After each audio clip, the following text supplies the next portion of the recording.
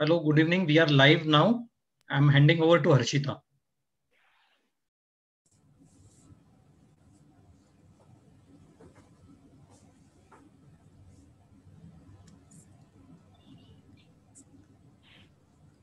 Good evening to all. Sancheti हॉस्पिटलतर्फे पाठ फिरवा पाठदुखीपासून या विषयावर मी आपल्या सर्वांना लाईव्ह वेबिनारवर स्वागत करते. पाठ फिरवा मणकाच्या वेदना रोग संबंधित ऑनलाईन मार्गदर्शन द्यायला आज आपल्यासोबत संचेती हॉस्पिटलचे सुप्रसिद्ध spine surgeon doctor Shailesh Hadgaonkar उपस्थित आहे. नमस्कार sir. Doctor Hadgaonkar Sancheti hospital Pune येथे स्पाईन अँड न्यूरोसायन्स युनिटचे मुख्य सर्जन आहेत आणि त्यासोबतच आता त्यांच्यासोबतच फिजिओथेरपिस्ट सोनल शाह आणि अंकिता काळेजी आहेत. मी पुढील प्रोग्राम हा सोनल शाह यांच्याकडे हँडओव्हर करते. Thank you so much Harshita ma'am. तो आज हम सब इसीलिए मिले हैं कि हम स्पाइन और स्पाइन रिलेटेड जो भी प्रॉब्लम्स है, हमारे बैक रिलेटेड जो भी प्रॉब्लम्स है, उसको डिस्कस कर पाए. आगे देखते हैं क्या हम उसके लिए कर सकते हैं. अभी हम जैसे ये पैंडेमिक में है, हमारे पास इतनी इंफॉर्मेशन है, नेट पे इतना सब इंफॉर्मेशन मिल गया है कि बहुत ज्यादा कंफ्यूजन है कि हमें बैक और बैक एक के लिए क्या करना चाहिए. तो जैसे कि आपको मैं बताना चाहती हूँ कि 16 अक्टूबर ये स्पाइन डे कहलाया जाता है. इसीलिए हमने ये छोटा सा प्रोग्राम रखा है कि हम आपको जो इन्फॉर्मेशन, इतनी सारी इन्फॉर्मेशन अभी नेट पे है, उसमें से क्या एग्जैक्टली आप ले सकते हो, क्या नहीं ले सकते हो, इस पे थोड़ा प्रिसाइजली बोलेंगे.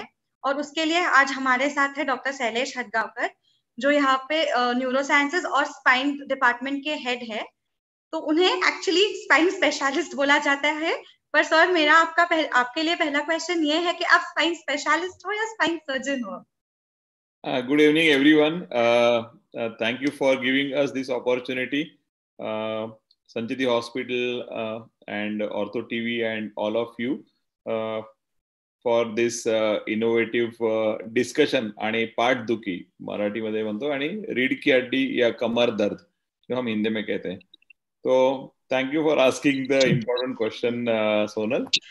I am a spine specialist. I would like to call that I am a spine specialist. I am not a spine surgeon because I treat a lot of patients without surgery. तर याचा म्हणजे अर्थ आहे की मी spine specialist आहे. मी बरेच patients operation शिवाय ठीक करतो.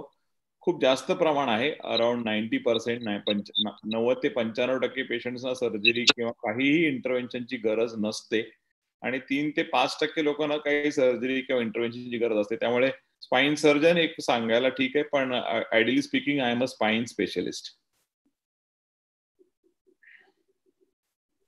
Yes. Thank you, sir. Thank you for the clearance. So I would also like to introduce the other physiotherapist that is there with us today. That is Dr. Ankita Kale. She is a spine therapist and she is also a certified aquatic therapist. Welcome, ma'am. Hello, ma'am. Hello, sir. Hello. Ma'am, I would like you to take the program further and ask a few more questions. Yes. So, good evening, sir. So, sir, पाठदुखीमुळे बऱ्याच लोकांना म्हणजे रजेवर जावं लागतं. Like they literally quit the job आणि मग ते घरी असतात. ओके. सो आपल्याला माझा एक प्रश्न आहे तुम्हाला की या त्रासामुळे उपचार लोक लगेच करत नाहीत, तर हा जो उपचार आहे लवकर करण्याची गरज आहे की उशिराने केल्याने त्याचा काही दुष्परिणाम सुद्धा होऊ शकतो?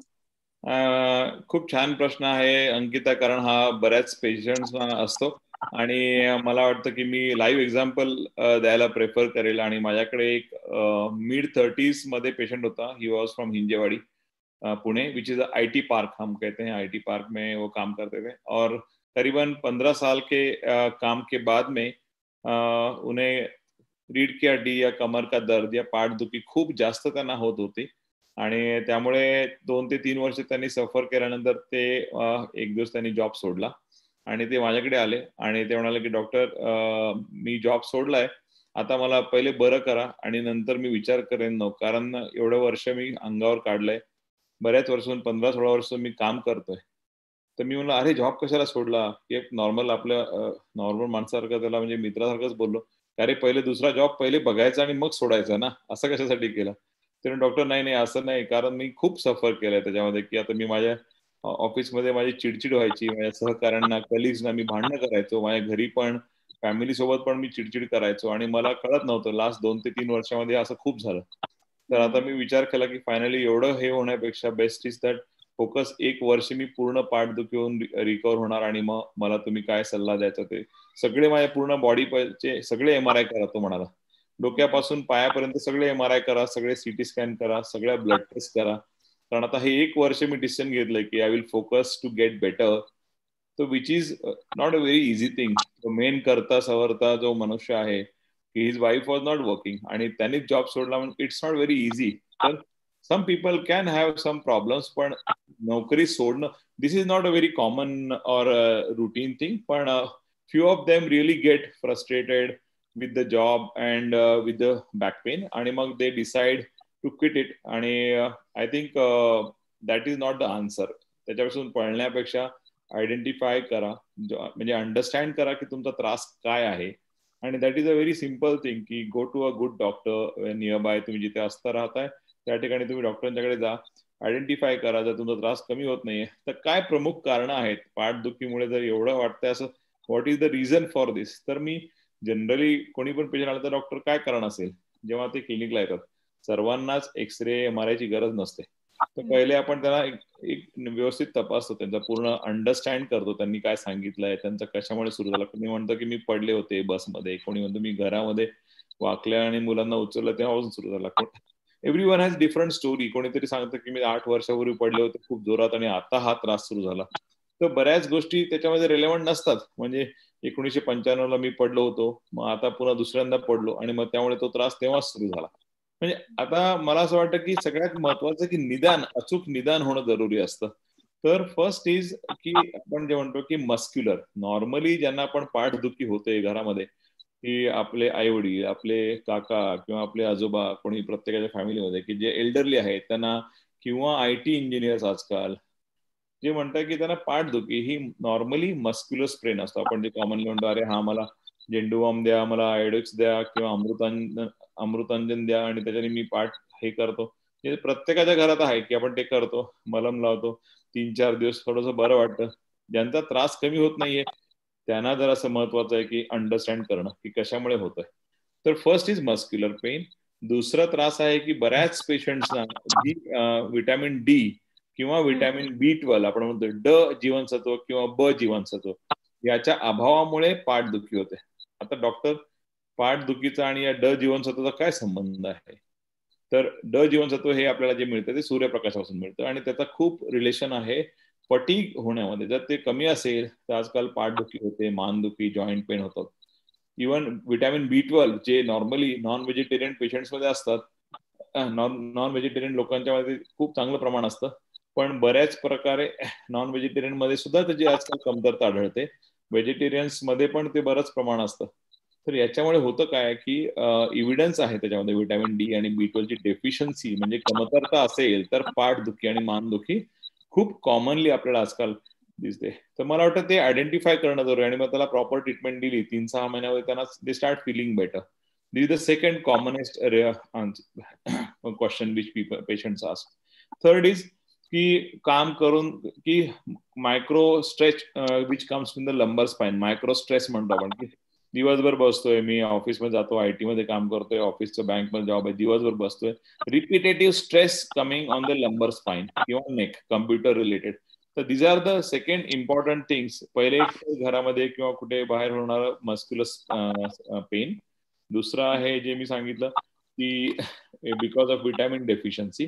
तिसरं आहे repetitive stress which is causing back pain. बऱ्याच पेशंटना असं होतं की त्या मसल्समुळे पेन होतं. आणि चौथं महत्वाचं आपण जे म्हणतो slip disc. So it is not a very common phenomenon, पण आजकाल प्रमाण बऱ्यापैकी वाढलंय कारण आपलं लाईफस्टाईल हे सिटिंग जॉबचं असतं, बसून काम करणे किंवा ह्याच्यामुळे, किंवा मानदुखी त्याच्यामध्ये पण कॉन्स्टंटली कम्प्युटर रिलेटेड वर्क असतं. तर these are the 4 important common causes पाठदुखीसाठी या रीढ की हड्डी के दर्द केली आहे. आणि 5वं जे आहे, आपल्या घरी कोणाला तरी आजीला, आई वडिलांना किंवा अनुवांशिकपणे मला एक वात असतो, तो बऱ्यापैकी तो निग्लेक्ट झालेला असतो आणि आपल्याला जेव्हा पाठदुखी होते तेव्हा तपास करतो आणि सडनली काहीतरी त्यात निघतं पॉझिटिव्ह. की अरे RA पॉझिटिव्ह आहे किंवा HLA-B20 तर B27. So these are the 4-5 important reasons for पाठदुखी in any population all over the world तुम्ही जर बघितलं तर. आणि आपल्या देशामध्ये मी जे सांगितलंय क्रॉनॉलॉजिकली 4-5 गोष्टी खूप महत्त्वाच्या. तर once we assess them it becomes easy की मग त्यांना काय करायचं किंवा बेसिक स्टेजला असेल तर मग त्यांना ट्रीटमेंट कशी द्यायची किंवा असं. पण I think these are the 4-5 basic parameters every one should understand की त्यांना कळणं जरुरी आहे असं. Okay sir. तो आपण म्हणजे तुम्ही तुमच्या एक्सपिरियन्स मध्ये पण बघितलं असेल की हा आजार बॅक पेन पुरुषांच्या तुलनेत स्त्रियांमध्ये अधिक प्रमाणात दिसला जातो. सर याचे काही कारण असू शकतं का? तर मला वाटतं की बऱ्यापैकी 2 गोष्टी आहेत. स्त्रिया घरी पण काम करतात आणि ऑफिसमध्ये पण करतात. That is number 1. की आपण त्यांना काही इम्पॉर्टन्स करत नाही की अरे तुला पाठदुखी होते असं. पण I think that is one because they work a lot. घरी पण ते खूप काम करतात. इन जनरल बघितलं तर 90 to 95% ऑफ द प्लेसेस स्त्रिया जास्त काम करतात असं माझं मत आहे. आणि दुसरं की ते ऑफिसला पण जातात, दोन्ही गोष्टी करतात. So that is one thing ki maybe repetitive stretch which is coming on the back, which is probably the reason for her back pain. Second is during pregnancy. We have found ki during pregnancy मध्ये काय होतं की baby जेव्हा second और third प्रायमिस्टर मध्ये जातो की वजन वाढतं, गर्थ ऑफ पेल्विस आणि टमी वाढते, तर त्याच्यामुळे ऑटोमॅटिकली लोअर बॅकच्या कर्व वरती पण प्रेशर येतं आणि त्या ठिकाणी पाठदुखी सुरू होते. तर this is a second reason for female to have back pain. आणि थर्ड इज ऑस्टिओपोरोसिस. सगळ्यात महत्वाचं आपण जे म्हणतो की फिमेल्समध्ये ऑस्टिओपोरोसिसचं प्रमाण जास्त असतं. कशामुळे जास्त असतं तर आपण जे म्हणतो की स्त्रियांच्यामध्ये मेनोपॉज किंवा मासिक पाळी जी 45 ते 50च्या दरम्यान थांबते, त्यामुळे बरेच हॉर्मोनल चेंजेस होतात आणि थोडंसं bone starts becoming weaker. That is the reason for having osteoporosis. Is it that osteoporosis causes pain? Normally osteoporosis हे पेन नाही कॉज करत. बऱ्यापैकी कधी कधी त्यात मायक्रो फ्रॅक्चर होतं किंवा these are the reasons for vitamin D कमी होतं. These are the reasons for pain in osteoporosis. तो these are the 2-3 reasons for females किंवा लेडीज में ये तकलीफ ज्यादा होने का प्रमाण है. अदरवाइज मुझे लगता है कि this is similar in men और it is equivalent to men as well. Okay, next question over to you, Sonal. Thank you, sir. That was actually very well explained in detail. Before Sir, Sonal asks question, should I go ahead? Sure, sir. Yes. There are actually we are just now 20 minutes on webinar, and there are so many questions people are asking. So Dr. Shailesh, should I ask you? Yes, please. So one of the viewers, Karuna madam, is asking, मानदुखीवर खालील उपाय सांगा, चक्कर खूप येते. Okay. तर बऱ्यापैकी पेशंट्सना मानदुखीमध्ये पण चक्कर येते आणि त्यांचं काय, करुणा मॅडम नमस्कार. मला वाटतं की 2-3 कारणं असतात चक्करची कारणं. एक तर पहिले ब्रेन रिलेटेड किंवा blood pressure related, that is first reason. Second is ENT किंवा कानामध्ये काही त्रास होत असतो आणि त्याच्यामुळे चक्कर येते. आणि तिसरं सर्वायकल की डिस्कमुळे चक्कर येते. तर हे कारणं आपल्याला अंडरस्टँड करणं जरुरी आहे की मानदुखी तुम्हाला होतीये का, आणि जेव्हा मानदुखी होते त्याच वेळेस चक्कर येते का एनी अदर टाइम. तर मला वाटतं जर असं असेल तर पहिले सगळ्यात go to a good physician. Basic BP sugar check करा. दुसरी गोष्ट एक मानेचा एक्सरे करा आणि एक लोकल डॉक्टरना दाखवा. यू नीड टू ऍड्रेस दिस, कारण चक्कर हे जनरली येत नसतं. कधी कधी मायग्रेनचा पण त्रास असतो आणि आपल्याला लक्षात येत नाही. तर त्यामुळे मला वाटतं की चेक करणं जरुरी आहे. या 2-3 बेसिक गोष्टी. धन्यवाद सर. थँक्यू. अमोल गौतम विचारत आहे, is there any correlation between osteoporosis and back pain? नमस्कार गौतम सर. मला वाटतं की जे कोरिलेशन मी आताच बोललो की ऑस्टिओपोरोसिस मध्ये बऱ्यापैकी विटॅमिनची कमतरता असते, vitamin D, and that leads to fatigue pain. Generally weak bone doesn't cause pain, back pain, पण त्याच्यामध्ये chances of having some end plate fracture किंवा असं काही होऊ शकतं. त्याच्यामुळे थोडं हलकं क्रॅक जाणे याच्यामध्ये प्रमाण जास्त असतं आणि that is the reason for पाठदुखी. जनरल ऑस्टिओपोरोसिस नॉर्मली नाही पाठदुखी कॉज करत. धन्यवाद सर. मनीष अग्रवाल विचारत आहेत, त्यांना स्लिप डिस्क आहे, 22 इयर्स ओल्ड आहे, L4, L5, S1, S2 okay. तर ह्याच्यावरती काही सांगू शकता? 22 इयर्स. आणि आज नमस्ते मनीषजी, मला वाटतं की 2 ते 3 लेवल, 3 ते 4 लेवल, तर त्यांचा जॉब आणि काय काम करताय हे पण खूप महत्वाचं आहे, की weather he is in a sitting job, IT और सम स्पोर्ट्स, बिकॉज 3 ते 4 लेवलला डिस्कस इज समथिंग बरीसम. पण सगळ्यात महत्वाचं, या डिस्क त्यांना फक्त पाठदुखी कॉज करतायत की त्रास कमरेतून पायात पण जातोय, म्हणजे मुंग्या येतात किंवा काय असं असेल तर then it is something worrisome. Otherwise त्याला चांगलं रिहॅब, फिजिओथेरपी, एक्सरसाइज करून चांगलं मॉनिटर करून ही कॅन गेट बेटर. थोडा वेळ लागतो कधी कधी, कारण 2-3 लेवलला डिस्क असतात, पण यंग एज मध्ये we normally go more slow आणि we focus more on doing advance abdominal आणि कोर स्ट्रेंथनिंग एक्सरसाइजेस. म्हणजे बऱ्याच मलिगन थेरपी आहे, मॅकेन्झी किंवा फिजिओथेरपीमध्ये बऱ्याच ऍडव्हान्सेस आजकाल झाली आहेत, तर या सर्व आपण थेरपी पहिले ट्राय करतो. खूपच चांगलं रीतीने तुम्ही सांगितलेलं आहे सर. मनीषजी, आय थिंक तुम्ही संचिती हॉस्पिटलमध्ये येऊन एकदा डॉक्टर शैलेश जगगावकरांना दाखवू शकता. सोनाजी शेळके विचारतायत, स्पायनल कॉर्ड ॲस्ट्रोसायटोमावर उपचार आहेत का? नमस्ते सोनाजी, तुमचा जो प्रश्न आहे तो खूप महत्वाचा आहे, कारण आजकाल आपण असे पाठदुखी म्हणतो आणि सडनली आपल्याला काहीतरी दिसतं की त्या ठिकाणी की काही लिजन आहे, इन्फेक्शन किंवा TB आहे किंवा ट्युमर आहे किंवा गाठ दिसते आणि ॲस्ट्रोसायटोमा. तर आता आम्ही आज इथे आमचं न्यूरोसायन्स डिपार्टमेंट आहे, स्पाइन आणि न्यूरोसायन्स, तर वी गेट तुमच्यासारखे पेशंट्स येतात आमच्याकडे. तर मला सगळ्यात महत्वाचं की कुठल्या लेवलला आहे, नंबर 1, किती जास्त तो स्पायनल कॉर्ड वरती कॉम्प्रेशन करतो आहे, याच्यावरती इलाज मला वाटतं की at least we can definitely consider.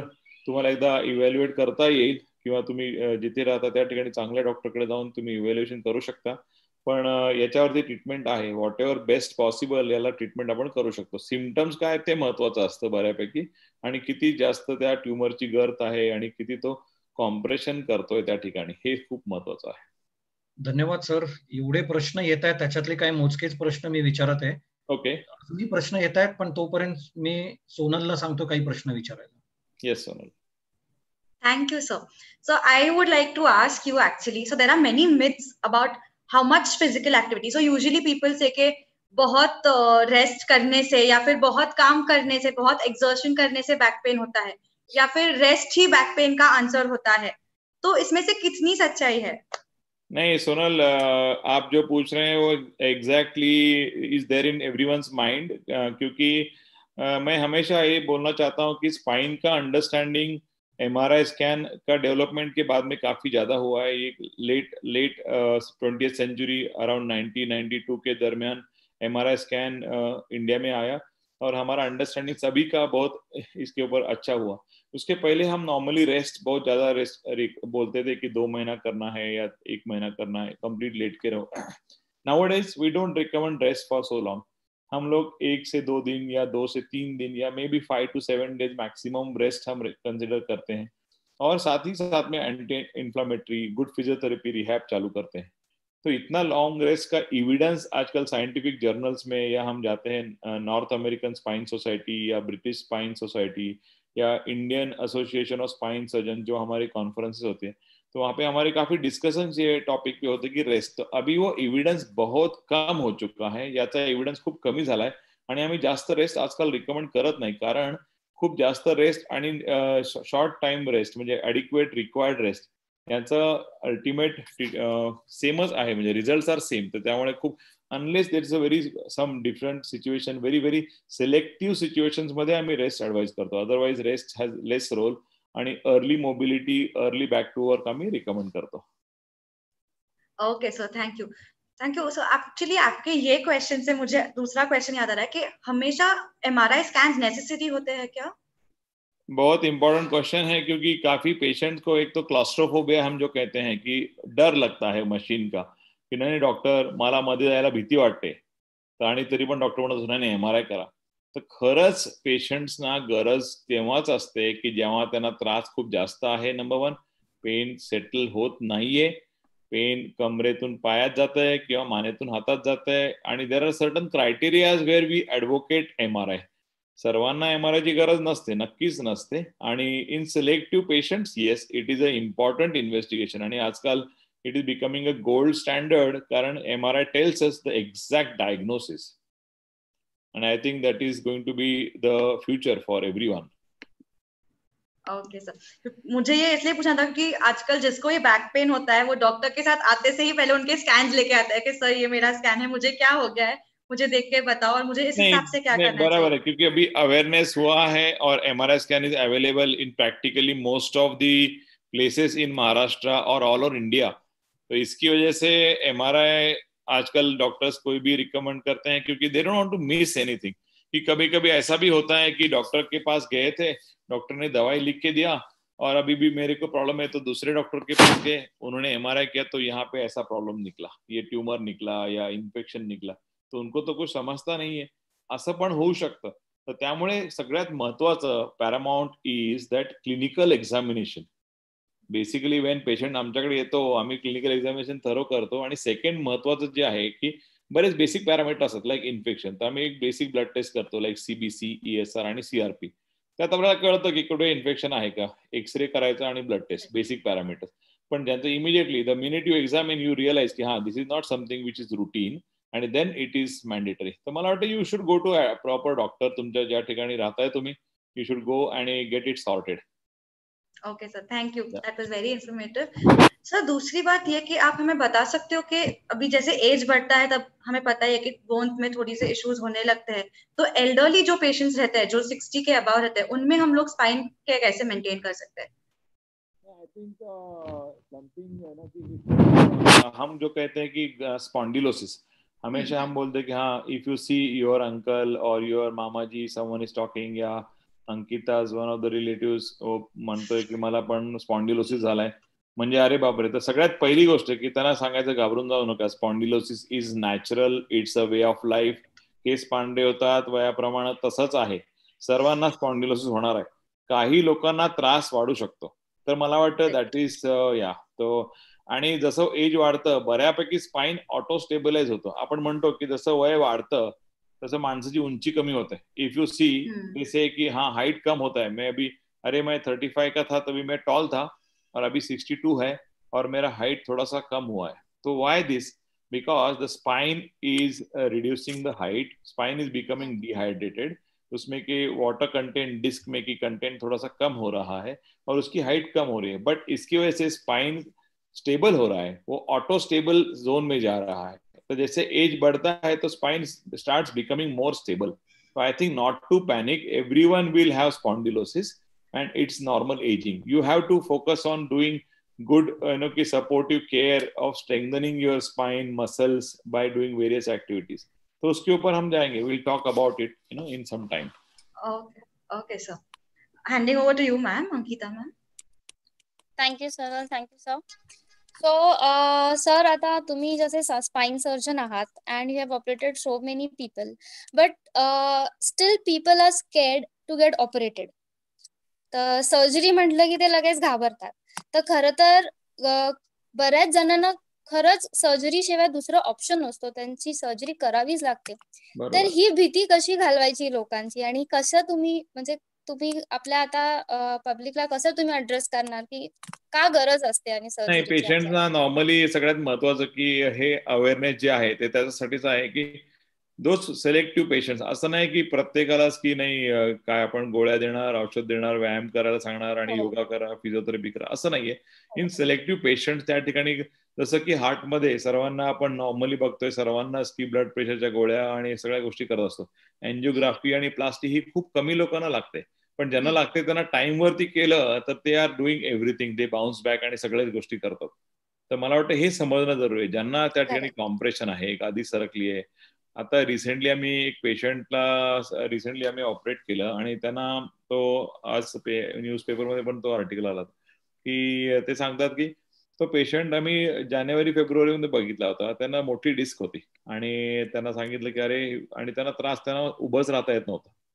तर त्यांना सांगितलं की आणि ही वॉज सफरिंग फ्रॉम मागच्या वर्षी दिवाळीपासून, गोळ्या औषधं घेत होते आणि नंतर त्यांना उभं राहायला त्रास आणि त्यांचा अँकल वीकनेस व्हायला लागला होता, त्यामुळे he was needing support to stand वगैरे। तर आम्ही सांगितलं की अरे तुम्ही ऑलरेडी 3-4 महिन्यापासून गोळ्या औषधं घेताय, त्रास आणि पायाची ताकद कमी होते, असं नको करायला की तुम्ही अंगावर काढताय, तर you should consider microscopic surgery. ते म्हणाले ठीक आहे सर, आम्ही जाऊन येतो, आणि मग देन ही गॉट स्टक, तिथे लोकली काय ट्रीटमेंट केली, आणि घाबरले आणि नंतर लॉकडाऊन सुरू झाला आणि लॉकडाऊन मध्ये अजूनच ते पॅनिक झाले आणि then he pulled on for some time. मग अशी कंडिशन आली, महिन्यापूर्वी ते आमच्याकडे आले, महिना दीड महिना, आणि त्यावेळेस त्यांना समथिंग कॉल्ड स्कोडा इक्वाना, म्हणजे की त्यांचं युरिनचं कंट्रोल कमी झालं आणि ब्लॅडरचं कंट्रोल, बाउल कंट्रोल कमी झालं आणि he had no option but ते मग आले, इमर्जन्सीमध्ये ऍडमिट केलं. हे खूप रेअर असतं, हे कॉमन नाहीये. पण असं नाही की याला सर्जरी नाही, आपण हे औषध आहे. पण महत्वाचं आहे की त्याच वेळेस जर झालं असतं तर प्रॉब्ली ही कंडिशन आली नसती. आम्ही सक्सेसफुली सर्जरी केली, आज ते उभं राहतायत, चालतायत, फिरतायत. ब्लॅडरचं कंट्रोल अजून कम्प्लिटली नाही आलं, दॅट विल म्हणजे ते आपल्या हातात नाहीये की किती येईल किंवा नाही. पण असं म्हणतो की आपण त्या गोष्टींना ते अंगावर काढून थोडंसं जास्तच केलं, किंवा कधी कधी ट्युमर असतो आणि आपण म्हणतो की नाही आपण बघूया, थांबूया थोडंसं, काही दुसरीकडे जाऊन मी बघतो किंवा काय.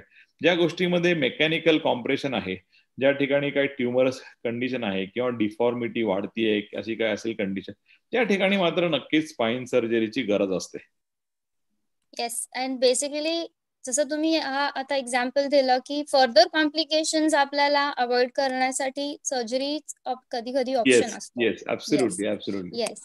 सो एक मी खूप ऐकलंय, म्हणजे जेव्हा मी पेशंट्स बघते तर पेशंट्स सांगतात की माझा डिस्क बल्ज झालेला आहे. सो आता तुम्ही मला सांगा की डिस्क बल्ज येणं हे खरोखर खूप मोठा इश्यू आहे की इट इज नॉट? नाही, मला वाटतं patients read the MRI, patients read MRIचा रिपोर्ट वाचतात आणि रेडिओलॉजिस्ट खूप व्यवस्थित त्यांनी रिपोर्ट दिलेला असतो. तर त्याच्यामध्ये वेगवेगळे क्रायटेरिया असतात, डिस्क बल्ज किंवा डिस्क प्रोट्रुजन, डिस्क एक्सट्रुजन आणि डिस्क सिक्वेस्ट्रेशन. या 3-4 टाईप आहेत. बल्ज म्हणजे नॉर्मली थोडं हलकी झीज आणि थोड़ी डिस्क की चकती बाहर येणं, खुर्चा जे आपण म्हणतो, या रीढ़ की हड्डी से डिस्क थोड़ा हल्के से बाहर आना, इसको हम बल्ज कहते हैं. वो काफी लोगों में दिख जाएगा. अगर हम करेंगे 50+ के कुछ एक रैंडमली अगर हम 100 पेशेंट्स का करेंगे तो शायद हमें 60 to 70 पेशेंट में डिस्क बल्ज दिख जाएगा, या शायद more than that. But that is not something which is worrisome. कि what all are the important symptoms, how you can get better, because there is a natural tendency, natural history. आपण म्हणतो की spine मध्ये असा एक जर तुम्ही विचार केला की जर ठीक आहे डॉक्टर, तुम्ही म्हणता 1990-95 नंतर MRI आला, त्याच्या आधी लोक पण होते ना राहत व्यवस्थित, मग त्यांना काय त्रास होतो, तर मग कसं करायचे ते. तर there is a natural history for this, की जशी डिस्क येते बऱ्यापैकी ती डिस्क सेटल होते आफ्टर सम टाइम, आणि एव्हिडन्स आहे त्याच्यासाठी पण की बऱ्याच दिवसानंतर तुम्ही जर प्रॉपर केअर केली आणि सिस्टमॅटिकली डॉक्टरांच्याकडे फॉलोअप केलं तर तुमचा त्रास हा विदाऊट सर्जरी पण ठीक होऊ शकतो. म्हणजे पण त्याच्यासाठी तुम्हाला त्या काही क्रायटेरियाज आहेत ते अंडरस्टँड करणं जरुरी आहे. तर that is what we normally call की natural history for understanding the disc problem. तर कोणाला त्रास जास्त आहे तर त्या ठिकाणी आपण असं करणं जरुरी नाहीये, पण इन जनरल मानेची गादी सरकणे किंवा कमरेची गादी सरकणे हे सेटल होण्यासारखे प्रॉब्लेम आहेत. मला वाटतं त्यासाठी most of them should not worry about it. खूपच इम्पॉर्टंट क्वेश्चन आहे सर, कारण बरेच जणांना विचारलं काय त्रास होतोय तर ते लगेच उत्तर देतात की माझी गादी बाहेर आली. तुला तर असं म्हणतात, तुला तरी म्हणतात की गादी बाहेर आली. माझ्याकडे तर बरेच पेशंट असतात की त्यांचं नॉलेज एवढं चांगलं असतं की ते आर ऑल्सो स्पाइन स्पेशलिस्ट, आणि ते म्हणतात की डॉक्टर आय हॅव L4-5. तुम्हाला नमस्कार, तुम्हाला काय त्रास आहे, तर मला L4-5चा प्रॉब्लेम आहे म्हणून सांगतात. मला त्या ठिकाणी बिकॉज इंटरनेट आहे, युट्यूब आहे, आणि they also want to know. Nothing wrong, you should know your body well. मला वाटतं मी त्यांना very good, I am very impress with your detail analysis of your body. काही पेशंट असतात पुण्यामधले किंवा आसपासच्या सिटीज मधले की ते पूर्ण एव्हरीथिंग एकदम अप्रोप्रिएटली लिहून आणतात की हा 1983 असं झालं होतं, नंतर 87 हे झालं, आणि 92 आम्ही असं केलं. तर मग त्यावेळेस आम्हाला या ठिकाणी इंजेक्शन किंवा हे असं, म्हणजे इट इज सो सिस्टमॅटिक की they know all the story well. तर मला वाटतं की आपल्याला जे इव्हेंट्स होत आहेत ते पेशंटनी एक नोंद वही करायची आणि त्यात ठेवायचं की मला काय त्रास होतो, कारण त्याच्यावरती पण बऱ्याच गोष्टी कळतात. की आता एक रिसेंटली माझ्याकडे एक पेशंट होता आणि he is in small business, आणि त्यांना मोठी डिस्क स्लिप झाली होती, आणि त्यांना L5-S1 च्या ठिकाणी डिस्क स्लिप होती, एका साईडलाच होती, पण त्यांना न्यूरोलॉजिकली सिम्पटम्स काही नव्हते. तर ते जेव्हा आमच्याकडे आले तेव्हा बघितलं की हा असं वाटतंय, बघितलं तर MRI मध्ये वाटतं की, कारण त्यांनी 1-2 ओपिनियन ऑलरेडी घेतले होते की वाटतंय की हा यांना सर्जरी लागेल, पण तो मला सिम्पटम्स काहीच नाही डॉक्टर, मी चालतो फिरतो सगळ्या गोष्टी करतो. तर मग these are the situations we have to understand. Moderate situations पण आपण त्यांना बरं करू शकतो, आणि नंतर now it is 1-2 year followup त्यांचा. He is doing yoga, he is doing cycling, he is practically doing everything. आणि म्हणजे त्यांनी मला फोटोज पाठवले ते योगाचे. त्यांनी सर डिफिकल्ट आसन म्हणजे आपल्या कोणालाच ते सर्व एवढे आसन करता येणार नाहीत, एवढे त्यांनी सुंदर करून दाखवले. तर म्हणजे की there is a very good way option of getting better. आणि तुमच्यासारखे सोनल आणि यू अँड युअर डिपार्टमेंट और there are lot of very good physiotherapist who are very well trained. They can do some activity modifications. They can teach appropriate ways, improve their ergonomic posture, आणि there is a way to go. They can get better. त्यांना इम्प्रुव्हमेंटचा chance खूप चांगला असतो असं मला तरी वाटतं. Yes sir, very well said. Thank you so much. So next question आहे, ऍज अ फिजिओथेरपिस्ट लोक म्हणतात की व्यायाम केल्याने माझं दुखणं वाढतं. So what is your say? Will exercise can hurt your back और it will make you better? No, I think in what situation and what condition you go to the doctor. कारण तुम्ही ऍक्टिव्ह स्टेजमध्ये जाणार जेव्हा soft disk बाहेर आली आहे, त्या ठिकाणी बरेच इन्फ्लामेटरी मीडिएटर्स आले आहेत, तर त्यावेळेस तुम्ही केलं तर तुम्हाला त्रास होईल. तर ते थोडं सेटल झाल्यानंतर मला वाटतं, I normally don't recommend acute phase मध्ये. मला वाटतं की थोडं टाइम त्यांना सेटल होण्याचा द्यायचा, तोपर्यंत लेग मुवमेंट वगैरे करा. आणि once this phase is settle, माझ्याकडे एक US मध्ये राहणारी मुलगी जी पुण्याची होती, ती एक आली आणि एक दिवस आमच्याकडे रात्रीच काहीतरी 2-3 वाजता तिची फ्लाईट आली आणि दिल्लीहून, आणि she got admitted with cervical disc. आणि तिला बऱ्यापैकी डिस्क होती युनिलॅटरल. यंग गर्ल, तर 27-28. तिचे आई वडील पुण्यात राहायचे आणि she was working in America. पण तिथे तिला सर्जरी सांगितलेली होती आणि she was very scared. She was not married, तिचं लग्न झालं नव्हतं. आणि त्यांना कोणीतरी माझा रेफरन्स दिला आणि डिसाईड केलं आणि आता इकडे थोडी फॅमिली आहे, तर आय विल कम बॅक. मग ती आली आणि मी बघितल्यानंतर की मग पूर्ण आम्ही असेस केलं तिला असं, आणि मला अंडरस्टँड झालं की she is not keen for any surgery. त्याच्यामुळे ती पळते इकडे तिकडे. आणि फॅमिली, त्यांना वाटतं की आता लग्न करायचं बाकी आहे. All this thing, there are all important things, की assessment of the patient is one of the most important things for any doctor or any specialist. What I can do and what I should do, ह्या दोन गोष्टी ज्यांना कळाल्या तो बरोबर काम करू शकतो, की हा मी काही पण करू शकतो, पण खरंच काय गरज आहे का. तर मग त्या, आणि सर्वायकल स्पाइन जनरली मानेचं जे आहे, गादी सरकणं किंवा रीढ़ की हड्डी का गर्दन का, तो मेरा एक्सपीरियंस काफी अच्छा है कि जिसमें normally patients can get better without operation. There is a very good chance, because ये लोडिंग जो है ना सिर्फ हेड का है. लोअर बॅक में पूरा बॉडी का वेट या प्रेशर कमर पे आता है या कमरेवरती येतं, आणि मानेवरती जास्त लोड नसतो. त्यामुळे बऱ्यापैकी चान्स आहे की त्याला सेटल होण्याचा चान्स असतो. आणि we kept her with us, we admitted her, आणि मग सर्व गोष्टी सुरू केल्या आमच्याकडे, आणि शी सेटल्ड. म्हणजे she stayed for almost 3 months in Pune, आणि ती कम्प्लिटली रिकवर्ड. तिचं पूर्ण पेन गेलं. रिहॅब फिजिओथेरपीने वंडर्स केले. Sometimes we prefer in cervical acute conditions, we do prefer cervical traction. Normally आम्ही कमरेचं ट्रॅक्शन रिकमेंड नाही करत पेशंटना, कारण त्याचा रोल जरासा किंवा एव्हिडन्स कमी आहे. पण सर्वायकल या ऑल दी सोसायटीमध्ये people prefer to do that. आणि she settled, she went back, आणि she never return completely without surgery. She went home. I think you should know knowing the cause and the factors that are causing, जसे stress असतं, your bad posture, ergonomics, त्याच्यानंतर हे सगळं खूप महत्वाचं आहे. Vitamins deficiency and everything. Absolutely. Thank you so much, sir, for answering these questions. Over to you, Sonal, for the further questions. Ma'am and sir, if you don't mind, before I take it further, I would like to ask Rahul sir if there are any more questions from the patient side. That will be better. Yes, there are questions. Okay, sir. Dr. Shailesh sir, should I? Yes, please. So, Mr. Pritam is asking, I just want to know what is the reason for back pain. Every morning I am facing the problem. Morning pain is very important. Mr. Pritam, namaste. Marathi, Hindi, I'll just speak in Hindi so that hopefully everyone will understand. Morning pain हम जब भी कहते हैं किसी को होता है, तो morning pain is very very characteristic of some kind of a pain related to arthritis, या वाह हम कहते हैं, या वात मराठीत म्हणतात, कि that could be the reason if you get up in the morning and you're getting pain. So we need to check whether you have any type of this situation. आपके घर में किसी को है, वो एक जरूरी है. एक बेसिक एक्सरे करना जरूरी है, और अगर तकलीफ कांस्टेंट है 2 से 3 महीने के ऊपर हो रही है, तो एक बेसिक ब्लड टेस्ट भी आपको करके देखना जरूरी है.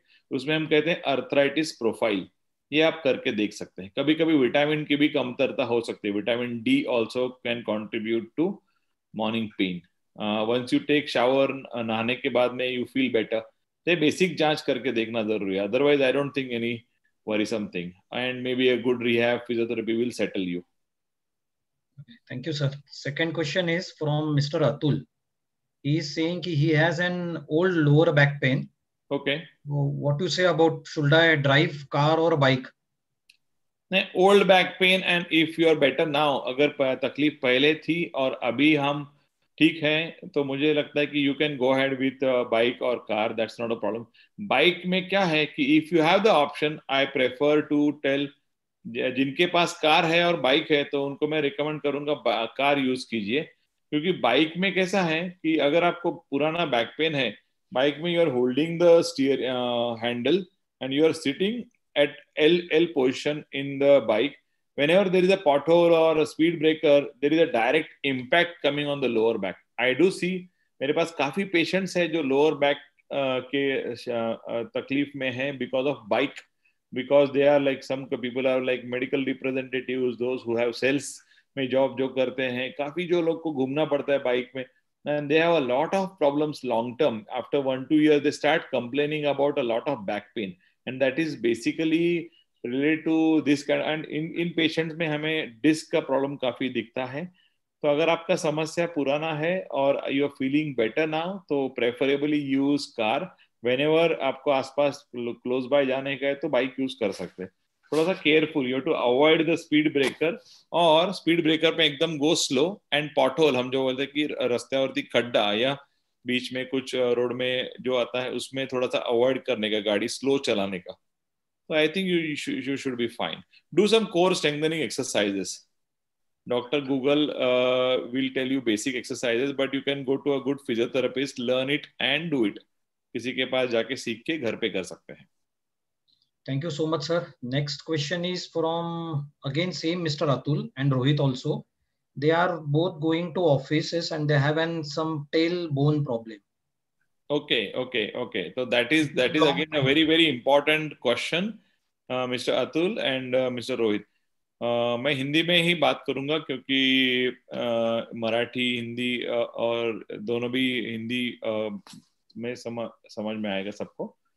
आईटी में अगर काम करते हैं, बैठने का जॉब है लॉन्ग टर्म, और समटाइम्स हम जो कहते हैं टेल बोन, ये हम कहते हैं कि coccyx, that name of the bone is coccyx. And हम नॉर्मली कहते हैं कि जहाँ से जो हमारा इवोल्यूशन हुआ है वो एनिमल से हुआ है. हम कहते हैं कि मंकी थे और 5000 साल पहले धीरे धीरे कहते हैं वो पूंछ निकल गया और ह्यूमन में ट्रांसफॉर्म हो गया. ऐसा कुछ जो स्टोरीज है. तो ये इवोल्यूशन में हमें कहते हैं कि वो coccyx is a vestigial bone, it is not required in the body. अगर वो निकाल देंगे तो भी आपको नुकसान कुछ नहीं होगा, but it's a natural part of your body, तो there is no need to निकाल देने का जरूरत नहीं. नंबर 1. तो ये टेल बोन जो है, कभी कभी सैक्रोकॉक्सिजल लिगामेंट या वहां पे लोकलाइज स्ट्रेन होने की वजह से दर्द करने शुरू करता है, और ये थोड़ा नोटोरियस है. ये हम किसी मित्र को, फ्रेंड को या रिलेटिव्स को, घर वालों को बताना नहीं चाहते क्योंकि थोड़ा ऑकवर्ड है. तो मुझे लगता है कि इसके ऊपर काफी अच्छा ट्रीटमेंट है. यहाँ पे आजकल कॉक्सिक्स पिलो मिलती है, you can use that, keep it in the office. हम कहते हैं कि सीट्स बाथ, एक आप बकेट ले सकते हैं, छोटा बेबी का शावर बकेट टब ले सकते हैं, उसमें गर्म पानी, हल्का ल्यूकवार्म वाटर दिन में एक बार, और थोड़ा सॉल्ट डालने का 1-2 चम्मच, और उसमें बैठने का. That is called as sitz bath, because there is no plaster और कुछ नहीं कर सकते immobilise. And there are some exercises for coccyx. तो हम जो कहते हैं पेल्विक फ्लोर एक्सरसाइज है, ऐसे आप जाके कोई फिजियोथेरेपिस्ट के पास या कोई डॉक्टर के पास सीख सकते हैं और ये कर सकते हैं. ये तकलीफ अगर बहुत ज्यादा है या अगर समस्या कम नहीं हो रही है तो you should get an X-ray and an opinion, क्योंकि उसमें काफी टाइम पे हम पेन ब्लॉक आज कहते हैं कि वो कॉक्सिक्स में या टेलबोन में छोटा इंजेक्शन का प्रोसीजर है या छोटा मैनिपुलेशन हम करते हैं, ये कर सकते हैं और ये समस्या को ठीक करने का ट्राई कर सकते हैं. मोस्ट ऑफ द पेशेंट्स को इसके लिए बहुत ज्यादा कुछ करने का जरूरत नहीं रहता है, बिकॉज हम कहते हैं कि हमारे बुक्स में ये सेल्फ लिमिटिंग डिसीज है. सेल्फ लिमिटिंग डिसीज का मतलब ये automatic after some time settle होने वाला है. Sir next question, very common during COVID times. Manjusha Abhonkar is asking, अभ्यास बसल्यावर पाठ खूप दुखते. ओके, नमस्ते मंजुषा.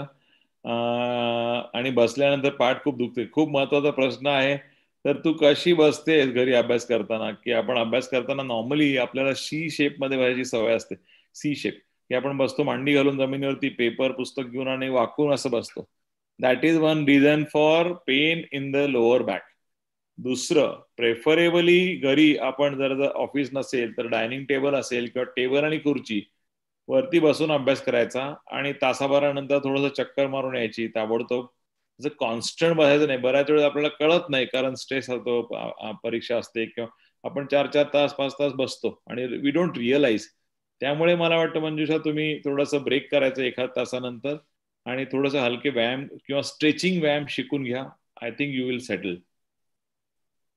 Thank you, sir. Next, very important question, and this question is of mine also. Amol Gautam is asking कि those who are going to offices and sit in AC environment, they have a very low vitamin D levels. So apart from tablets, what is your recommendation for dietary food to enhance the calcium in bone? Yeah, very good question, Mr. Amol. Dietary foods हे बहुत important आहे. की बऱ्यापैकी आम्ही सांगतो की curd आणि कर्डचे सगळे, दही आणि दूध आणि दह्याचे प्रकार, ग्रीन लिफी व्हेजिटेबल्स, स्प्राउट्स, बऱ्यापैकी त्याच्यामध्ये आपल्याला आणि व्हेजिटेबल्स त्याच्यामध्ये आपल्याला बऱ्यापैकी विटॅमिन मिळतात. पण normally sunlight exposure is most important medicine सोडून जर विचार केला तर. कारण ना डायरेक्ट मेलानिनचा संबंध आहे. 20 ते 30 मिनिट हे रिकमेंडेड आहे आपण म्हणतो. आणि 20 ते 30 minute try to be in sunlight.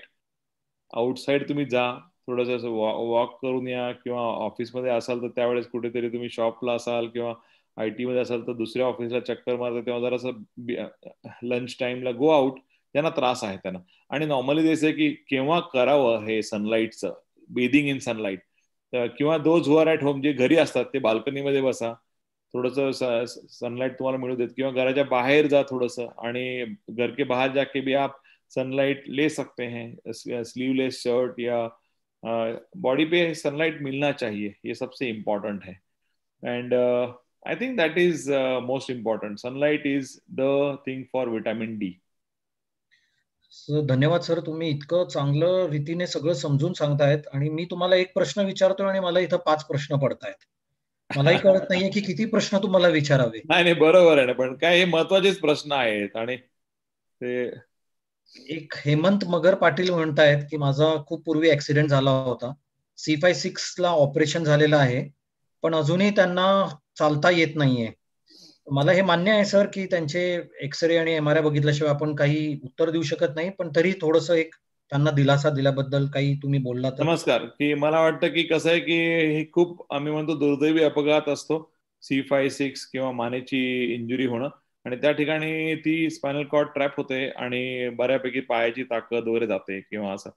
आणि याच्यामध्ये जो इम्पॅक्ट असतो तोच खूप महत्वाचा, की जेव्हा झालाय बाईक ऍक्सिडेंट किंवा कार ऍक्सिडेंट किंवा कसं झालंय, पडलेत उंचीवरून, या ठिकाणी जो इम्पॅक्ट असतो ना तो खूपच महत्वाचा. आणि याच्यावरती सर्जरी करून डॉक्टर फक्त त्याला नस मोकळी करतात, त्याला एक ब्रीदिंग पॉइंट देतात. बरेच पेशंट तर याच्यामध्ये डिफिकल्ट असतं त्यांना की लाईफ पण मॅनेज करणं, कारण एवढं सोपं नाहीये असं आयुष्य काढणं.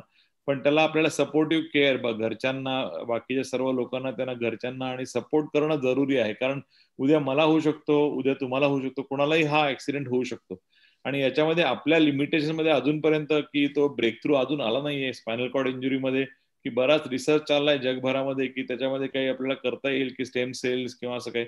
अजूनपर्यंत कॉन्क्रीट उत्तर आपल्याकडे आलं नाहीये. त्यामुळे जास्त करून फोकस मला वाटतं की एक्सरसाइज, फिजिओथेरपी या बाकीच्या गोष्टींच्या वरती द्याव्यात. आणि त्यांचं उर्वरित आयुष्य आपण कसं बरं करू शकू आणि त्यांना कसं पॉझिटिव्ह ठेवू शकू हा विचार करावा. माझ्याकडनं सर शेवटचा प्रश्न, की बरेच नवीन नवीन तुम्ही आत्ताच म्हटलं थोडक्यात की रिसर्च नवीन ऍडव्हान्सेस आहेत, तर तुम्ही अजून काय असे ऍडव्हान्सेस किंवा काय असे इक्विपमेंट्स यूज करतात की जे पण तुम्ही ऑपरेशन किंवा जे पण करणार ते एकदम व्यवस्थित व्हायला पाहिजे, असं काही आहे? तर आता आम्ही संचेती हॉस्पिटलमध्ये नवीन टेक्नॉलॉजीचा ओआम आणि नेव्हिगेशन च्या द्वारे सर्जरीज करतो. की ही टेक्नॉलॉजी जी आहे ती रोबोटिक पेक्षा ऍडव्हान्स टेक्नॉलॉजी सध्या आलेली आहे. आणि जगात खूपच कमी सेंटर्समध्ये हे अवेलेबल आहे, कारण त्याची कॉस्ट खूप जास्त आहे. पण संचेती हॉस्पिटल पुणे येथे त्यांनी इनिशिएटिव्ह घेऊन, कारण स्पाईनची थोडीशी लोकांना भीती असते की कॉम्प्लेक्स आणि गुंतागुंतीची सर्जरी असते, तर ही ऍडव्हान्समेंट आपल्याकडे का नको. तर डॉक्टर पराग संचेती यांना जेव्हा आमच्या टीमनी पूर्ण डिटेलमध्ये डिस्कशन केलं तर ते म्हणाले की आपण नक्कीच वी कॅन कन्सिडर टेकिंग दिस, कारण हे खूप ऍडव्हान्स टेक्नॉलॉजी आहे. तर आम्ही ही सर्जरी जी करतो तर आजकाल आम्ही ओआर्म आणि नेव्हिगेशनच्या द्वारे करतो. तर त्यामध्ये आम्हाला की नेव्हिगेशन म्हणजे तुम्हाला माहित असेल की आज टेस्ला किंवा ज्या नवीन गाड्या येतात किंवा नेव्हिगेशन वरती ज्या गोष्टी होत आहेत की तुम्हाला एक्झॅक्ट माहिती आहे लोकेशन काय आहे, तुम्हाला करायचं काय आहे. त्यामुळे कोणाला कुठे काही फिक्सेशन करायचं असेल किंवा डिफॉर्मिटी असते, आम्ही स्कोलिओसिस म्हणतो की डिफिकल्ट जे पाठीचे मणके वाकडे झालेले आहेत आणि त्या मुलगी आहे किंवा मुलगा आहे आणि यंग आहे, 12 वर्ष 15 वर्ष 10 वर्ष आणि त्यांची पाठ वाकडी असते, हे कमी प्रमाणात असतं. पण ज्यांना असतं त्यांना खूप अनफॉर्च्युनेटली बॅड असतं आणि त्यांच्या आई वडिलांच्या मनात दुसरं काहीच नसतं. त्यांना ते मुलाला कसं बरं करायचं, मुलीला कसं बरं करायचं हाच असतो आणि त्यात पण खूप भीती वाटते त्यांना. तर त्या आजकाल because of this kind of technology it is definitely helping for better outcome. किंवा स्पायनल ट्युमर किंवा कॅन्सरची आम्ही सर्जरीज करतो बऱ्याच, तर त्यामध्ये सुद्धा आम्हाला एक्झॅक्ट लेवलला त्या ट्युमरला काढण्यासाठी या तंत्रज्ञानाचा खूप फायदा होतो, कारण ते आम्हाला एक्झॅक्ट सांगतं. हे जे ओआर्म जे आहे ते इंट्राऑपरेटिव्ह स्कॅनिंग आहे, म्हणजे जसं आपण MRI करतो पूर्वी किंवा सिटी स्कॅन करतो, तर हा ऑपरेशन करताना स्कॅनिंग करणारी मशीन आहे की which is a latest breakthrough. आणि त्यामुळे खूप आम्हाला खूप फायदा होतोय किंवा पेशंटचे आउटकम खूप इम्प्रूव्ह होत आहेत. आणि मला वाटतं that is going to be a new normal soon. Maybe next 5 ते 10 वर्षामध्ये ही टेक्नॉलॉजी सर्व भारतामध्ये नक्कीच रुजू होईल आणि म्हणजे सर्वच इन्स्टिट्यूट विल स्टार्ट डुईंग दिस, कारण that is the future for spine surgery. मला तुम्हाला इथं थांबून विचारायचं आहे, म्हणजे तुम्ही हे जे ओआर्म बद्दल बोलताय ते it's beyond robotic. Beyond robotic म्हणण्यापेक्षा की अजून रोबोट इज तेवढं काय म्हणतात की त्याच्यामध्ये खूप ऍडव्हान्सेस आले नाही आहेत. रोबोटिकमध्ये बऱ्याच त्रुटी आहेत सध्या. मानेच्या रोबोटिकमध्ये स्पाईनमध्ये नाही, अजून डेव्हलपमेंटच नाही, अमेरिकेत सुद्धा नाहीये. तर त्यामुळे की जर कोणालाही विचारलं कुठल्या कॉन्फरन्समध्ये तर ते म्हणतात की वी प्रेफर की तुम्हाला की what is the best combination for advance spine surgery. तर एकच उत्तर मिळतं आम्हाला की ओआर्म आणि नेव्हिगेशन, O2 द लेटेस्ट आणि S8 नेव्हिगेशन, की कारण that is the latest technology which is hitting everywhere in the world, New York, London, all over the places. आणि right now we are lucky की आम्हाला त्या तंत्रज्ञानाचा फायदा मिळतोय आणि आमच्या पेशंटना पण त्याचा फायदा होतोय. Thank you sir. Over to Sonal. Thank you sir. Sir मेरा नेक्स्ट क्वेश्चन ये है कि हम जैसे देखते हैं कि according to statistics 1 billion people in the world are affected by backache. तो इसमें से बैकएक कब सीरियस प्रॉब्लम गिना जा सकता है? ओके, ये स्टैटिस्टिक्स थैंक यू, मुझे भी मालूम नहीं था 1 billion is a big number. End ये सीरियस कभी, तो मुझे लगता है कि किसी को हाथ में वीकनेस या पैर में वीकनेस आना शुरू हुआ है, चलने में दिक्कत हो रही है, खड़ा रहने में तकलीफ हो रही है, पैर में कांस्टेंट पेन जा रहा है, हम कहते हैं क्लॉडिकेशन, खड़ा नहीं रह सकता है, चल नहीं सकता है, या हाथ से लिख नहीं सकते हैं, ये सब चीजों में हमको देखना चाहिए कि स्पाइनल कॉर्ड पे प्रेशर है क्या. काफी टाइम पे हम टीबी जो पेशेंट्स काफी देखते हैं, लंग्स को छोड़ के स्पाइनल टीबी का सबसे ज्यादा प्रमाण भारत में है. तो इसमें कि पेशेंट्स को normally TB is a medical disease, उसको हम दवाई से बायोप्सी करके डायग्नोस करके हम उसको ट्रीटमेंट करते हैं. बट जिसमें वो एब्सेस या प्रमाण बढ़ जाता है, डिस्ट्रक्शन होता है, तो इसमें हमको थोड़ा सा ध्यान देना जरूरी है. स्लिप डिस्क भी सिंपल बीमारी है, बट कुछ लोगों को बीमारी बहुत ज्यादा हो सकती है, तो राइट टाइम पे देखना भी जरूरी है. एंड स्पाइनल ट्यूमर, ये 3-4 जो चीजें हैं हमें बहुत इंपॉर्टेंट लगती है कि जो एड्रेस करनी चाहिए. जहाँ पे मैकेनिकल कॉम्प्रेशन है वो सी फ्रैक्चर हो गया और एक्सीडेंटल फ्रैक्चर हुआ तो हमको तो उसको ट्रीट करना ही पड़ेगा, क्योंकि फ्रैक्चर हुआ, स्पाइनल कॉर्ड पे प्रेशर आया, तो किसी को पावर जाता है, पेन होता है, एंड किसी को वीकनेस आता है, पैरालिसिस हम कहते हैं. तो ऐसे कंडीशन में तो हमें सर्जरी तो कंपलसरी मैंडेटरी है. तो पेशेंट जब भी स्टेबल होता है तभी हम वो करने का ट्राई करते हैं.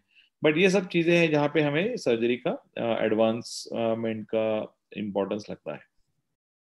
तो आपके एक्सपीरियंसेस के अकॉर्डिंग आपको कुछ बोलना है पब्लिक को कि कैसे स्पाइन केयर मैनेज करना चाहिए? No, I think my basic mantra I always like to tell everyone that you have to do certain things regularly and religiously. कि if someone कि कोई जो है जिनको वॉकिंग करने को अच्छा लगता है उन्होंने वॉक करना चाहिए और थोड़ा रेगुलरिटी लाना जरूरी है. अभी वो लॉकडाउन का टाइम था, हम कुछ नहीं कर सकते थे तो लोगों ने घर में कुछ करना शुरू KIA.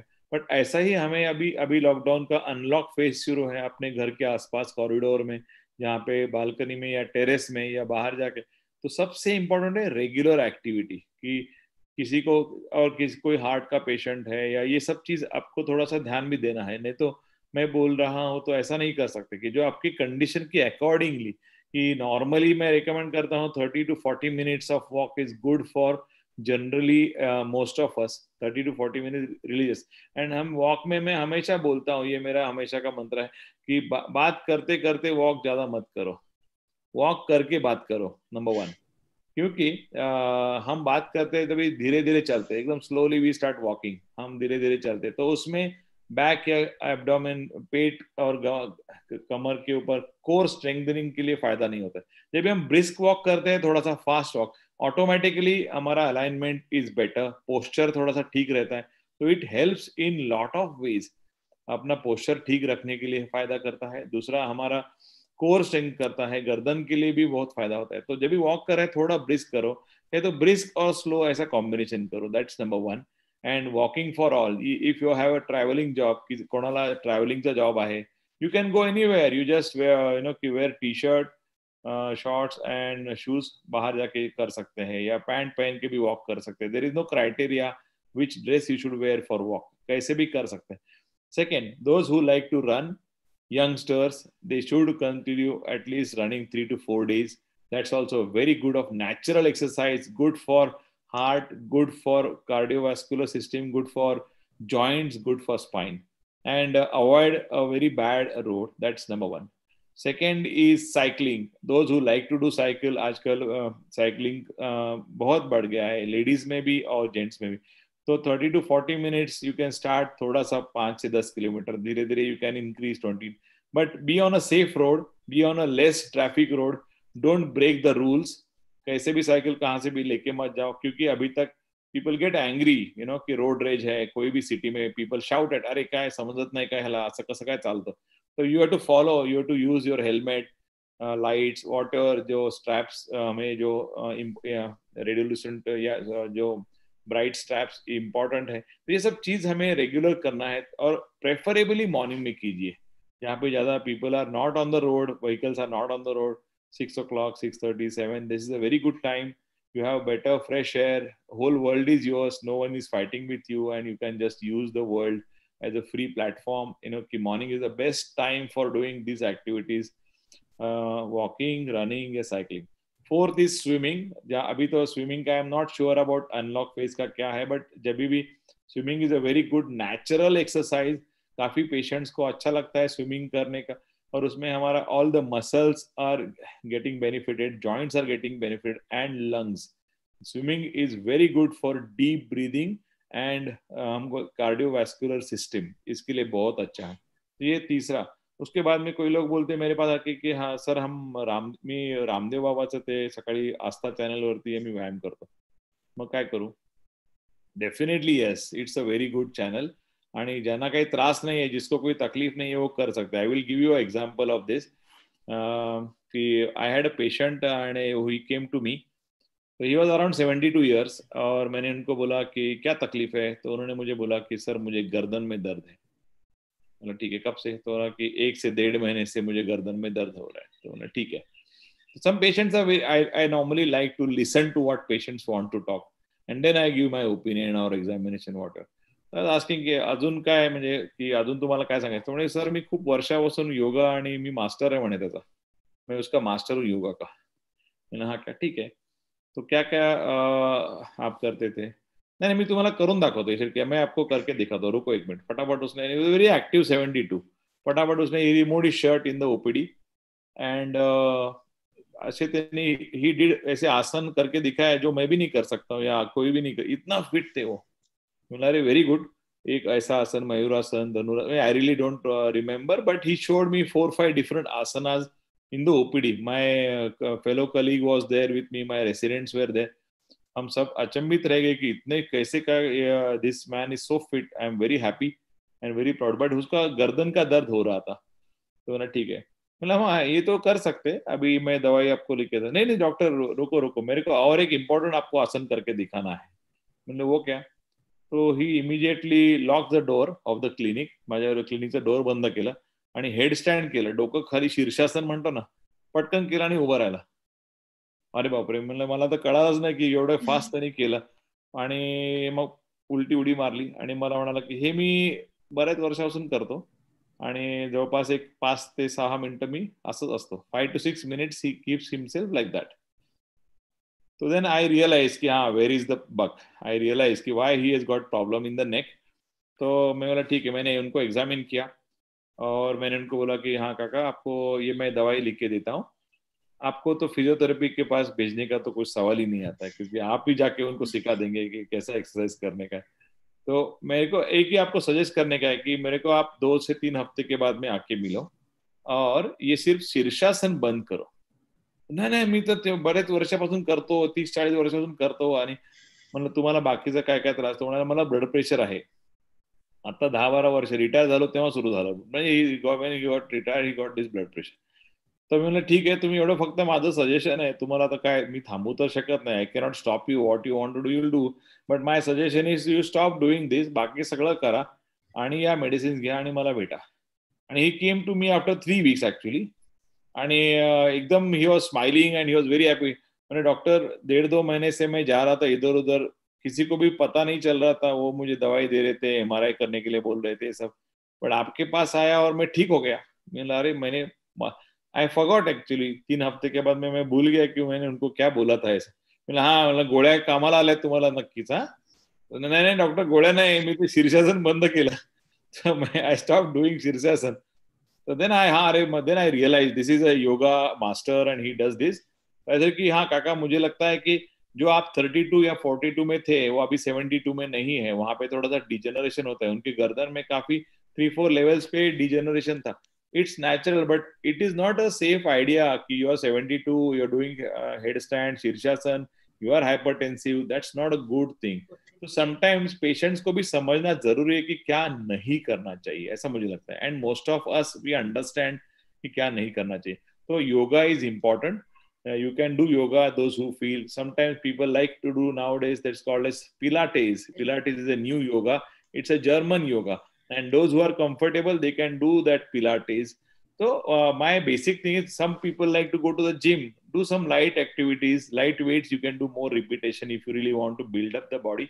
You don't need to lift very heavy weights unless you are a professional or who wants to go for a Maharashtra Shri or something. We have treated a lot of Maharashtra Shri also, because they have to lift a lot of heavy things. They have some problems sometimes. So ये खूप महत्वाचं आहे की त्यांना पण understand करणं की कुठे प्रॉब्लेम होऊ शकतो. So all these things, so ultimately exercise is the mantra for all of you. Religious regular activity is my say for all of you, for every age, more than 17-18 years. Youngsters don't need, they can play cheerful. मुलांना, बच्चों को कुछ करने का जरूरत नहीं. They can do all the natural activities, go to the ground, play things what they like to. But when you start working 20-22, so maybe a young age mate, what normally happens, it's a cycle. 21, 22, 23, you start working somewhere, and next 10 to 15 years you are very busy. That is the time you socialize, you like to relax, you're earning money, and you focus on socialising life. यहाँ पे weight अपना बढ़ता है, ये भी बहुत important है कि weekend को अरे हाँ पार्टी किया, वीकेंड को तो हम घर पे खाना बनाते ही नहीं है, पूरा बाहर ही जाते हैं. ये बहुत कॉमन है. आणि याच्यामध्ये काय झालं की फूड, जंक फूड, आणि याची इट्स अ टेस्टी फूड ना, की everyone likes to go for having a junk food. Because बोलायला इट इज वेरी इजी कि हाँ जंक फूड मत खाओ, बट एवरीवन लाइक्स. बर्गर किसको नहीं अच्छा लगता है, पिज्जा अच्छा नहीं लगता, everyone likes it. But have a cheat day. Have a cheat day, and one day you can cheat. I can say every day you have to be very focused for diet. Nowadays diet has become a very important part of lifestyle. My recommendation for a lot of elderly people is focus and control your sugar in food, so restrict your salt, weight control पे बहुत ध्यान देना के लिए हमें salads food में जरा ज्यादा add करने चाहिए. इवनिंग का डिनर थोड़ा early. That is one important thing कि what olden time people used to do. सूर्यास्ताच्या आधी या इन Jain people they don't eat after the sunset. So that is a very good thing, because then you get some free time, food gets digested well, and you get at least that 12 to 14 hours of freedom. So have some green tea, green coffee. Those who are having problem for weight, that is also one important thing. So these are the basic things which I normally tell it to my all patients. And so far we are lucky, those who follow, they really feel better and they come and tell us.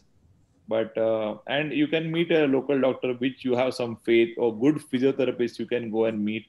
Take their opinion, take their analyze your body.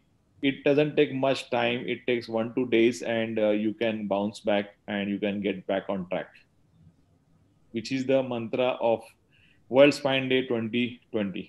Back on track. So this is a time, unlock time, where we all have to come back on track and start focusing. Give 30 to 50 minutes or maybe 1 hour for yourself. You are very important. अगर आपको किसी को help करना है, तुम्हाला कोणाला मदत करायची आहे, तर पहिले तुम्ही फिट रहा. तो आपको फिट रहने के लिए आपको खुद को टाइम देना जरूरी है. You are very busy, you are looking after your family, parents, kids, colleagues, all these things. Yes, but you have to focus for yourself, and that will be a long-term answer for all the health issues. Thank you so much, sir. So I now hand over to Harshita ma'am to take it forward. Sir, भरपूर प्रश्न येत आहेत आणि सरांनी खूपच चांगली माहिती सांगितली. या व्यतिरिक्त आपल्याला पाठदुखीबाबत काही प्रश्न असतील किंवा उपचारांची गरज असेल तर आपण डॉक्टर हदगावकर सर यांना संचेती हॉस्पिटल पुणे येथे भेटू शकतात.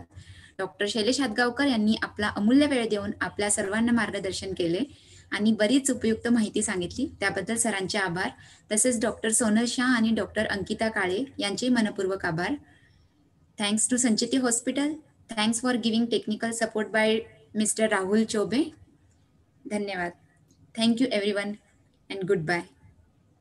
Thank you. I really appreciate Mr. Rahul Chobe, who has been constant support for us, Dr. Sonal and Dr. Ankita. Also Harshita madam for being there and giving us this opportunity, because this was your initiative, and we thought of doing it with all the team. So thank you very much, all of you, and Sancheti Hospital for this platform. And stay safe, stay healthy, still maintain the distancing, wear your masks. Do not lose the focus on Corona is still there. Next 3 to 6 months, we have to be very careful. Thank you, everyone, once again. Thank you.